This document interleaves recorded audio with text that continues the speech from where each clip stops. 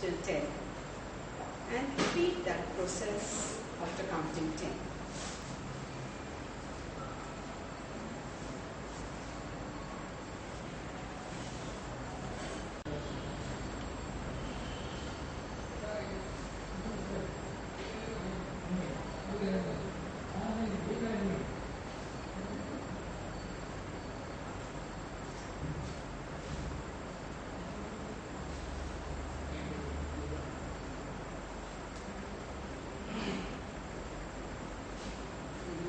Counting 10, again check that your feet are in proper position, knees are comfortable, hands are comfortably placed on the knees, elbows loose, shoulders square, back straight, head, neck and back in one line, tongue stuck with the palate, eyeballs not moving inside the eyelids, and once more count 10.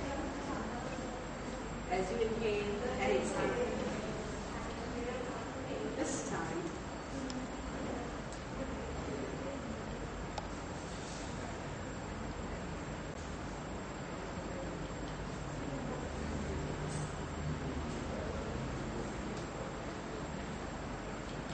when you have finished counting 10, take 3 deep breaths before you open your eyes.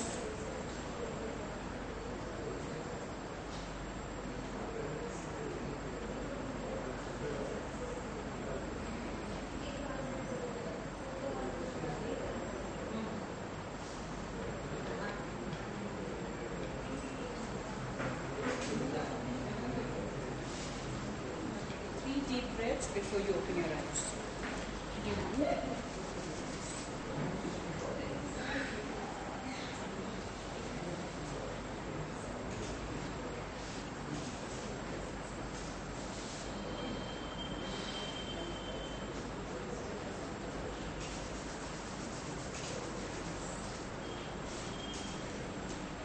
So what happened? You had instructed your mind to do some work. Did it do it? Or did it do something more than what you asked it to do?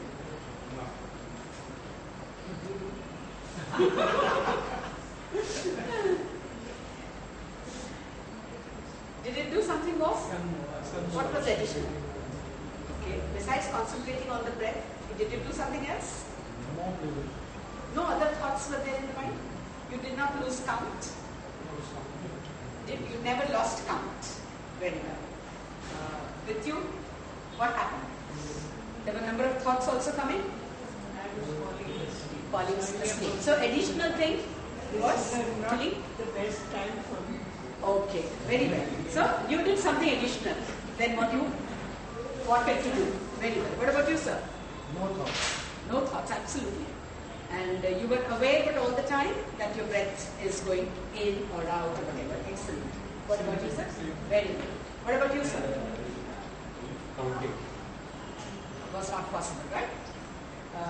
In between, how often you think the mind must have left counting and gone here there? Couple of times. 2 or 3 times. Oh wow. So you were aware in spite of eyes closed. No, look at this. See, in spite of eyes being closed, we can get distracted with the external like this. Very right. Very right. No, it's important to note this. What about you, sir? I was peaceful. Peaceful, very right. Relax, of course, but did you do anything other than what was said? No, nothing else your mind did. Very well. I must say very disciplined. Okay, exact. Okay, thanks.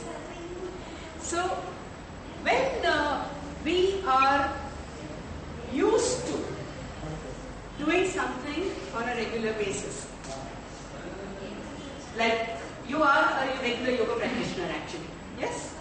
And with the result, he is used to concentrating for longer than this. This was a very short time idea for a practitioner like you. Even you have been practicing for quite some time, right? Yes. And anybody who has been practicing, you seem to be practicing yoga also? Yes? How long? Every day. You are able to do that. So this was very, very short a time for you. Very well. So, thanks. Thank you so much.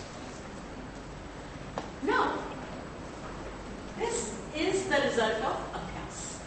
Now, in order to do this every day for those 10-15 minutes, you definitely have to leave aside something else and make time for this ending. Or is it possible, particularly anybody who has to begin, will have to snatch that time away, pull that time away, leave something behind and then do it. It will not happen otherwise on its own. In your regular routine, you will have to make time to do something like this. If you found this useful, if you found that yes, this is something that is giving me some peace of mind, some worthwhile experience, something that is what I really want to do, then you will want to repeat this. You will want to practice this in such a manner that maybe like them, you can also do it for 10 or 15 minutes or maybe longer. Did you like the experience? Yes. And if you like the experience, you definitely want to repeat it. Means you want to practice it. Is practice another word for Abyaas? Is a good choice of word? Yeah. Yes. Practice, Abyaas does mean practice. It actually means a little more than practice, so we'll come to that. But in order to do practice, you have to do Vairagya from something else that you are presently doing. Is that understood? So which one comes first? To start practice comes first or to do Vairagya comes first? Vairagya has to come first. Both are interlinked. It is very difficult. But at the same time, can you do practice without leaving out something else? For any new practice to begin or to firmly establish in an old practice, first there has to be Vairagya from that which is coming in its way. Just like a farmer to sow or to sow the seeds in the field, what is the first thing he does? Anybody who's been before tilling the soil, if you are a farmer, you will know what is the task to be done. Removing of weeds. Even if he is using the soil, the crop, the field on a regular basis, rotation, he still has to do weeding because along with the crop, some unwanted plants also grow. So when he is planting a new crop, he has to first do is weeding. Like cleaning. Vairagya is that kind. What else does the word Vairagya mean? The word Vairagya, as I said, is not an uncommon word. We have been using it in our day-to-day life also. Do you think you do something which you can call as Vairagya? Just like you pointed out to me, some of the things that you do could be called Abyaas, right? Is there anything that you do can be called Vairagya? I would like to ask Sure. can Vairagya also mean sacrifice? Vairagya, another way of looking at it is sacrifice. Why not? Can Yes, of course. Just like we saw so many different forms in which Abyaas comes to us. Similarly, one form of Vairagya is sacrifice. Can you elaborate on that? Give some examples. Living your day-to-day activity. Doing your day-to-day activity we thought was an Abyaas, right?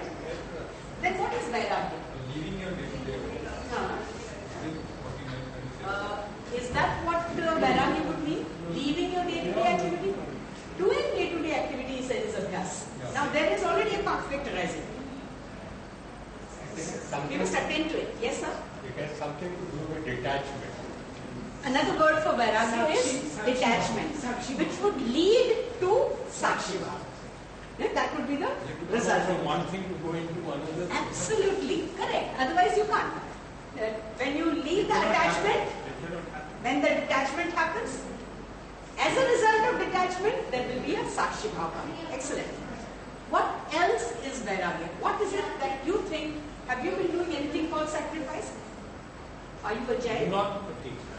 Not particularly, because Jainism advises a lot of that kind of sacrifice. It becomes kind of a ritual even with the children. They start